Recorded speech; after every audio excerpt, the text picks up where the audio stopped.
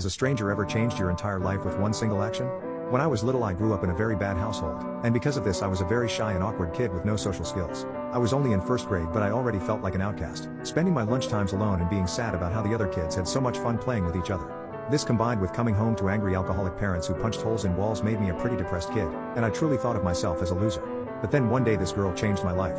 It was lunchtime and I was sitting alone on the grass as usual, when this classmate of mine, who was also a loner, came up to me with a flower in her hand. The only times in my life people had approached me was to make fun of me or something along those lines, so I was apprehensive at first, but she smiled warmly at me.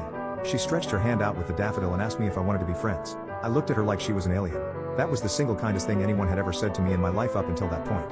I asked her if she really wanted to be my friend, and she just nodded. She said she thought I was cool. I couldn't believe it.